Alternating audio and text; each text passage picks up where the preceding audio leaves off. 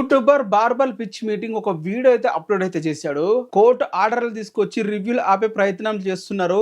స్పీడమ్ of speech గురించి, అలాగే నాగవంశీ గారి గురించి. అది ఫండమెంటల్ రైట్స్ అని చెప్పి చాలా వర్డ్స్ అయితే యూజ్ చేసుకుని ఒక లాజికల్ గా ఒక వీడియో అయితే చేస్తాడు. మనం అదే లాజికల్ గా పాయింట్స్ అయితే పెడదాం. Creativity freedom versus critics responsibility. ఇక్కడ నేను ఒక టీఎఫ్ఏ ఫ్యాన్ గా, ఒక టీఎఫ్ఏ మూవీ ఆడియన్స్ గా నేనైతే మాట్లాడతా. ఒక ప్రొడ్యూసర్ సైడ్ గురించి మీరు అనుకోవచ్చు, లేకుంటే ఒక టీఎఫ్ఏ ఆడియన్స్ గురించి కూడా మీరు అనుకోవచ్చు, లేదా ఒక మామూలు కట్టు బానేస ఫ్యాన్గా గురించి కూడా మీరు మాట్లాడుకోవచ్చు. సో ఈ పాయింట్స్ అన్ని నేను మైండ్లో పెట్టుకుని నా పాయింట్ ఆఫ్ వ్యూలో మాట్లాడతాను. ఎందుకంటే తిను మూవీ ఆడియన్స్ గురించి, మూవీ ఫ్యాన్స్ గురించి కూడా తక్కువ చేసి మాట్లాడాడు వీడియోలో. మొత్తం డీటెయిల్గా అన్ని పాయింట్స్ అయితే కవర్ అయితే చేద్దాం. ఫ్రీడమ్ ఆఫ్ స్పీచ్ అంటే ఏదైనా మాట్లాడటం కాదు బార్బల్ బ్రో, ఏం మాట్లాడాలో తెలుసుకొని మాట్లాడటం. ఈ పాయింట్ నేను ఎందుకు చెప్తున్నానంటే, భరద్వాజ్ గారు రివ్యూస్ కూడా ఇస్తారు. తమిళ్, తెలుగు, హిందీ, మలయాళం, తెలుగు అన్ని లాంగ్వేజ్కి ఇస్తారు, కన్నడ అన్ని లాంగ్వేజ్కి ఇస్తారు. తన మీద ఎటువంటి కేసు కూడా నమోదు కాలేదు. అదొక పర్సనాలిటీ. తన వ్యూస్ కూడా 100K 200K వ్యూసే వస్తాయి. తన మీద ఎటువంటి కేసు కూడా పెట్టలేదు. ఎందుకు? ఒక రివ్యూ స్ట్రక్చర్ ఎట్లా ఉంటుంది, ఆ రివ్యూ ఎలా ఉండాలి అలానే ఇస్తాడు తను. సో దాని మీద ఎవరు కంప్లైంట్ అయితే ఇయ్యరు, ఎందుకంటే తను ఒక రివ్యూ లాగా ఇస్తున్నాడు కాబట్టి. మరి మీరేం చేస్తున్నారు? రివ్యూలు ఇవ్వరు మీరు. కోర్టు ఆర్డర్ స్టే ఇచ్చింది, సో ఇంకా తిను గెలిచేస్తాడని చెప్పి అయితే అనుకుంటున్నాడు. కోర్టు ఆర్డర్ అనేది జస్ట్ ఇంటర్వెల్ మాత్రమే, అది ఇంకా ముందుకు ప్రొసీడ్ అవుతూనే ఉంటుంది. నువ్వు సినిమాకి రివ్యూలు ఇస్తున్నావని అని అనుకుంటున్నావు, కానీ సినిమాలు చేసేవాడిని చాలా విధాలుగా మాకైతే చేస్తున్నావు. కాన్స్టిట్యూషన్స్లో నువ్వు మాట్లాడే ఫ్రీడమ్ ఆఫ్ స్పీచ్లోనే ఫ్రీడమ్ ఆఫ్ స్పీచ్ ఉంది, కానీ ఒకరి హార్డ్ వర్క్ ని వెటకరం చేసే లైసెన్స్ అయితే ఎవరికి లేదు తెలుగు ఫిలిం ఇండస్ట్రీలో కూడా. నువ్వు ఫండమెంటల్ రైట్స్ గురించి మాట్లాడుతున్నావు, బట్ రైట్ టు బిజినెస్ అనేది మర్చిపోతున్నావు. ఒక ప్రొడ్యూసర్ కోట్లు పెట్టి ఒక మూవీ తీసేది, నువ్వు ఒక ముందు ఒక స్క్రీన్ మీదకి వచ్చి, ఒక మీడియం ముందు, ఒక మైక్ ముందుకు వచ్చేసి బ్రెయిన్లెస్ మూవ్ అని చెప్పి మాకు చేయడానికి కాదు. సినిమా బాగాలేకపోతే బాగాలేదని చెప్పు, అది నీ రైట్. కానీ వెటకారం ఎందుకు చేస్తుంటావు ప్రతిసారి కూడా? అండ్ మూవీని కిల్ చేయడానికి ఎందుకు ట్రై చేస్తూ ఉంటావు? మీరు ఆనెస్ట్ రివ్యూ అనే పేరుతో పర్సనల్ అటాక్ అనేది చాలాసార్లు చేస్తూ ఉంటారు. అది మీకు తెలుస్తుందా? చాలాసార్లు చేశారు. మీకు ఫర్ ఎగ్జాంపుల్ ఏదైనా ఒక యాక్టర్ నచ్చకపోయినా, లేకుంటే ఏదైనా ఒక వర్డ్ నచ్చకపోయినా దాన్ని పర్సనల్గా తీసుకొని ఆ మూవీ యొక్క పాయింట్ ఆఫ్ వ్యూని మార్చేసి రివ్యూలు ఇస్తుంటారు. అది మీకు ఇప్పటికైనా అర్థమవుతుందా? లీగల్గా ఫైట్ చేయడం అనేది ఫ్యూడలిస్టిక్ మైండ్ సెట్ కాదు బ్రో, అది మన ఇన్వెస్ట్మెంట్ని కాపాడుకునే లీగల్ రైట్స్. హైకోర్టు స్టే ఇచ్చింది కదా అని చెప్పి నువ్వు గెలిచినట్లు కాదు, కేసు ఇంకా నడుస్తూనే ఉంటుందని అర్థం. ఆడియన్స్ గురించి, ఫ్యాన్స్ గురించి, అలాగే టీఎఫ్ఏ బానిసల గురించి చాలా విధాలుగా మాట్లాడావు, చాలా మంచి పాయింట్స్ పెట్టావు. ఫ్యాన్స్ ని బానిస బ్యాచ్ అని చెప్పి అయితే అంటున్నావు, కానీ ఇదే ఫ్యాన్స్ వల్ల కదా నీకు మిలియన్స్ ఆఫ్ వ్యూస్ అయితే వస్తున్నాయి. ఫర్ ఎగ్జాంపుల్ నీకు లక్షల్లో వ్యూస్ ఎందుకు వస్తున్నాయి? ఇప్పుడు ఫర్ ఎగ్జాంపుల్ ఒక స్టార్ హీరో ఉన్నాడు, ఫర్ ఎగ్జాంపుల్ తీసుకుందాం, జూనియర్ ఎన్టీఆర్ గారే తీసుకుందాం. దేవరా మూవీ ఉంది, రిలీజ్ అయిన రోజు నువ్వేం చేసావు? దేవరా మూవీకి 2 వీడియోస్ అప్లోడ్ చేస్తావు, 8 minutes పైగా ఉన్న వీడియోస్. రిలీజ్ రోజు రివ్యూ పేర్లతో రివ్యూ 1, రివ్యూ 2 అని చెప్పి అప్లోడ్ చేస్తావు. ఒక్కొక్క దానికి 500K 600K పైగా పోయినాయి వ్యూస్. అంటే ఆ వీడియోస్తో నువ్వు సంపాదిస్తున్నావు కొన్ని లక్షలు. అంటే ఆ మూవీని కిల్ కూడా చేస్తున్నావు. నీకు ఎవరు ఇచ్చారు ఈ రైట్స్ అన్నవి? మూవీ బాగాలేదా? ఏం బాగాలేదో చెప్పు, ఎక్కడ బాగాలేదో చెప్పు. అంతేగాని మూవీని వెటకారంగా చూపించుకుంటూ, వెటకారంగా మాట్లాడుతూ ప్రతి మూవీలో లాజిక్స్ అనేది వెతుకుతుంటాడు. తిను అమెరికా వెళ్ళిపోయాడు కాబట్టి, అక్కడ జాబ్ చేస్తున్నాడు కాబట్టి, తిను ప్రతి ఒక్క పాయింట్లో లాజిక్స్ వెతుకుతూ ఉంటాడు. హాలీవుడ్ మైండ్ సెట్ కదా. అంతెందుకండి, మనం ఎంతో గ్లోబల్ రీచ్ వచ్చిన RRR మూవీ గురించి ఎంత వెటకారంగా ఎన్ని వీడియోలు చేస్తాడు మీరు వెళ్ళి చూస్తే మీకు క్లియర్గా అర్థమవుతుంది. అండ్ నా పాయింట్ ఏంటంటే, దేవరా మూవీ రివ్యూ ఇస్తాడు, ఆ మూవీ బాగాలేదని రివ్యూ ఇస్తాడు. అండ్ ఆ తర్వాత ఓజీ మూవీకి వస్తాడు, ఓజీ మూవీ బాగాలేదని రివ్యూ ఇస్తాడు. అండ్ ఆ తర్వాత సలార్ మూవీకి వస్తాడు, సలార్ బాగాలేదని రివ్యూ ఇస్తాడు. అండ్ తర్వాత పుష్పకి వస్తాడు, పుష్ప 2 అది బాగాలేదని చెప్పి అంటాడు. సో దీనికి ఏంటంటే, మూవీలో ఏదో ఒక చోట ఏదో ఒక సీన్ బాగాలేదని చెప్పాలి.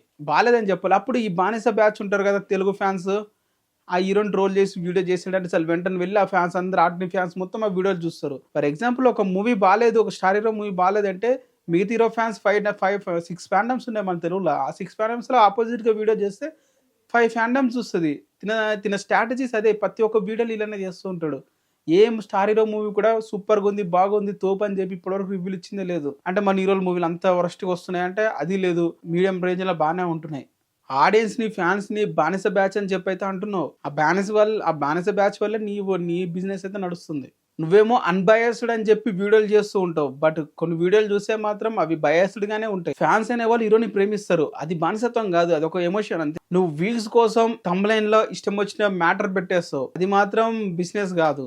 ఒక ప్రొడ్యూసర్ తన మూవీని, తన బిజినెస్‌ని కాపాడుకోవడానికి లీగల్ యాక్షన్ తీసుకుంటే మాత్రం తప్పయిపోయింది. సినిమా రిలీజ్ కాకముందే, రివ్యూలు ఇవ్వకముందే స్టే తెచ్చుకుంటున్నారు. అది చాలా తప్పని చెప్పైతే అంటున్నావు. మరి సినిమా చూడకుండానే ఆ ట్రైలర్ చూసి, టీజర్ చూసి మూవీ ఎలా ఉంటుంది, నా అనాలిసిస్, నా థాట్స్ అని చెప్పి వీడియోలు చేస్తుంటావు.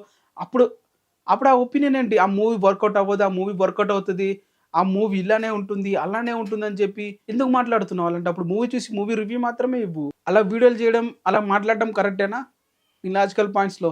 మీరు వీడియోలో ఫ్యూచర్ స్పీచ్‌ని బ్లాక్ చేయకూడదని చెప్పైతే అంటున్నారు. కానీ మైక్‌లెస్ ఇంటెంట్ అనేది మీ మైండ్ సెట్‌లో ఇరుక్కుపోయి ఉన్నది. అది బయటకి తీసి రివ్యూలు ఇస్తే ఎవ్వరు కూడా నిన్నేమనరు. కావాలని ఆ మూవీని ఎలాగైనా ఏదైనా ఒక పాయింట్ మూవీ బాలేదని చెప్పి వెతికి మరీ చెప్పడం అనేది ఏదైతే ఉందో మైక్‌లెస్ ఇంటెంట్, అది ఎప్పుడైతే బయటకొస్తుందో అప్పుడు నీ మీద ఎలాంటి వ్యతిరేకత కూడా ఉండదు. నువ్వు అంటున్నావు కదా! నా ఆడియన్స్ బాలేదు మూవీ, బాగుంది మూవీ, నేను బాలేదని చెప్తే నా వ్యూస్ ఎవరు చూడరు అని చెప్తారు. నీ వ్యూస్ చూస్తారు బ్రో. నువ్వెందుకంటే నువ్వు ఒక ఫాండమ్‌ని బాలేదని చెప్తే 6 ఫాండమ్స్ నిన్ను చూస్తూనే ఉంటారు. నీ నీ లాజిక్ అది గదా! ఇక్కడ ఎన్ని పాయింట్స్ పెట్టినా, లాజికల్‌గా పెట్టినా నీ పాయింట్స్ అది గదా! నువ్వు ఇంత ఇంటెంట్‌గా, ఇంత మాలిక్యులస్‌గా ఆలోచిస్తున్నప్పుడు మీ ప్రొడ్యూసర్స్ అలాంటివి యాక్షన్ తీసుకోవడం మంచిదే గదా! ట్రైలర్ చూసి అలా ఉంది, ఇలా ఉంది, ఇలా ఉండబోతుందని చెప్పి నువ్వు ఒక ఆర్గనైజ్డ్‌గా మ్యాటర్ అయితే చెప్పేస్తా ఉంటావు. మరి అవి ఒక ఆర్గనైజ్డ్‌గా క్యాంపెయినింగ్ చేస్తున్నట్లే కదా మూవీ మీద. తను మాట్లాడతాడు, హాలీవుడ్ అండ్ బాలీవుడ్ చూడండి ఈ రివ్యూస్ మీద ఎటువంటి యాక్షన్ ఉండదని చెప్పి అంటున్నారు. రీసెంట్‌గా నార్త్ ఇండియాలో ఒక యూట్యూబర్‌ది కాపీరైట్ స్ట్రైక్ చేశారు తను ఇచ్చే రివ్యూస్ వల్ల. తను పెద్ద లీగల్ యాక్షన్ కూడా ఏం తీసుకోకుండా స్ట్రైక్‌లు అయితే తీసేస్తారు. తనకి చిన్నగా భయపెట్టి. అంటే తను రివ్యూలు ఎలా, సూరజ్ కుమార్ అని ఉంటాడు ఒక యూట్యూబరు. తను రివ్యూలు ఎలా ఇస్తాడంటే ఆ మూవీ బాలేదని చెప్పడు. ఓవర్ యాక్షన్ చేసుకుంటూ చెప్తుంటాడు. రివ్యూ అలా ఉంది, ఇలా ఉంది అని చెప్పి. So, one of the producer వచ్చేసి కాపీరైట్ స్ట్రైక్ చేశారు. ఏదైనా తన వీడియోలు ప్రీవియస్‌గా వాడినవి. సో, వెంటనే అణిగి ఇప్పుడు రివ్యూలు ఇస్తూ ఉంటాడు. చూడండి వెళ్ళి ఒకసారి.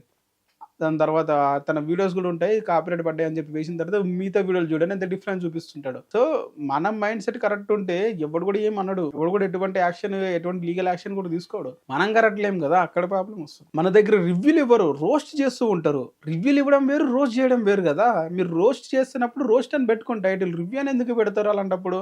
తను రివ్యూలు ఇవ్వకుండా రోస్ట్ చేస్తాడు. ఆ సీన్ ఇలా ఉంది, అక్కడ హీరో అలాగెందుకు చేయలేపాడు. ఫర్ ఎగ్జాంపుల్ మనశంకర్ వరప్రసాద్ మూవీలో ఈ మాట్లాడుతూ రివ్యూ గనులతో అట్లా ఇష్టం వచ్చినట్లు కాల్ చేస్తాడు. అదేంటి లాజికల్? ఒక కమర్షియల్ మూవీలో లాజిక్లు ఎతకడం ఏందిరా నాకు అర్థం కాదు ఇప్పటికీ. అవును, కమర్షియల్ మూవీలో లాజిక్లు ఎతకూడదు. నీకు అంత నొప్పి ఉంటే మూవీ చూడడం మానే. మూవీ చూసి వచ్చి దాన్ని రివ్యూలు ఇచ్చుకుంటూ మూవీ బాగాలేదని చెప్పడానికి నీకెవడిచ్చాడు హక్కు? నీకెవడిచ్చాడు? నీకు ప్రాబ్లం ఏంది అసలు? మూవీ బాగాలేనప్పుడు దాని గురించి ఇంకా నువ్వు ప్రతి పాయింట్ చెప్పాల్సిన నీ ప్రాబ్లం ఏంది? కమర్షియల్ మూవీలు చూడడం మానే. ఎవడైతే రియలిస్టిక్గా రాగా చేస్తుంటే ఆడి మూవీ చూసి ఆ మూవీస్కి రివ్యూలు. నీ ఇంటెంట్ బాగుంటుంది కదా, అప్పుడు నీకు మంచి పేరు కూడా ఉంటుంది కదా. ఎవడైతే మంచిగా తీస్తాడో ఆ రివ్యూలు. ఫర్ ఎగ్జాంపుల్ నేనే రివ్యూలు ఇస్తాను. నాకు నచ్చిన మూవీ అయితే రివ్యూ ఇస్తాను. నాకు నచ్చకపోతే ఆ మూవీ గురించి పట్టించుకు నేను వీడియోలు చేసి. ఎందుకంటే ఆ మూవీ నేను ఎందుకు అనలైజ్ చేసి, నేను ఎందుకు తక్కువ చేసి ఆ మూవీకి వచ్చే కలెక్షన్ తగ్గించాలని చెప్పి. నువ్వు అలా కాదు కదా, మూవీని తొక్కడానికి ట్రై చేస్తుంటావు ప్రతిసారి కూడా. గుడ్ సినిమా తీయాలని చెప్పి ప్రొడ్యూసర్స్కి అలాగే డైరెక్టర్లకి నువ్వు ఇవ్వకు. ఉచిత సలహాలు అయితే ఇవ్వకు. నువ్వు గుడ్ అనాలిసిస్ ఎలా చేయాలి అనే దాన్ని ఆలోచించు. ఒక గుడ్ క్రిటికిజం అనేది ఎలా ఇవ్వాలనేది, అది ఎలా చేయాలో ముందు నువ్వు నేర్చుకో. గుడ్ సినిమా ఎలా తీయాలనేది వాళ్ళు చూసుకుంటారు. వాళ్ళు గుడ్ సినిమా తీసినప్పుడు కూడా నీకు బాలేదని చెప్పి రివ్యూలు ఇస్తాను. నీ మైండ్ సెట్ అలాంటిది, ఎవడేం చేస్తాడు. సో ఫైనల్గా చెప్పాల్సిన పాయింట్స్ ఇవి. తను మాట్లాడిన వీడియోకి తను లాజికల్గా మాట్లాడేశాను, నేను సూపర్గా మాట్లాడేశాను, సో ఫ్రీడమ్ ఆఫ్ స్పీచ్ ఉంది, ఇవన్నీ ఉన్నాయి కాబట్టి ఏం మాట్లాడి నడిచేస్తుంది. ఎస్ నడుస్తుంది, మనం ఏం మాట్లాడినా నడుస్తుంది.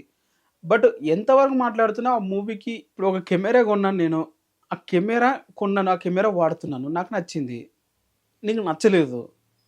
సో నచ్చలేదు, ఆ కెమెరా తయారు చేసినోడిని తిడతావు. ఆ కెమెరా ఎవడు తయారు చేయడానికి పైసలు ఇచ్చినోడిని తిడతావు. అదేం లాజిక్? నీది కదా తప్పు. అంతగా నీకు ఇష్టం లేని మూవీస్ వస్తున్నప్పుడు, ఇష్టం లేని టాపిక్ వస్తున్నప్పుడు ఆ మూవీస్, ఇప్పుడు ఒక కెమెరా కొనాలంటే నువ్వు ఒక 10 రివ్యూలు చూసుకుని వెళ్తావు కదా కొనడానికి. ఇలానే మూవీ రిలీజ్ అయిన ఒక 10 రోజుల తర్వాత ఒక 10 మంది రివ్యూలు చూసి అప్పుడు ఆ మూవీ బాగుందంటే నువ్వు వెళ్ళు రివ్యూలు ఇవ్వు. నిన్నప్పుడు ఎవడేమన్నాడు? నువ్వేమో ప్రొఫెషనల్ క్రిటిసిజం కాదు కదా, ఇది ఒక పార్ట్ టైమే కదా. ఇది పార్ట్ టైం అన్నప్పుడు పార్ట్ టైం లాగే ఉండు. ఎందుకు ప్రొఫెషనలిజంగా నేను ఫ్రీడమ్ ఆఫ్ స్పీచ్ నాకు ఉందని చెప్పి మాట్లాడుతున్నావు? కోర్టులో ఒక పక్క నష్టపోతూ ఉంటే తిను ఫ్రీడమ్ ఆఫ్ స్పీచ్ గురించి మాట్లాడుతున్నాడు. మీకు ఎలా అనిపించింది కింద కామెంట్ చేయండి. ఏదైనా తప్పులుంటే క్షమించండి.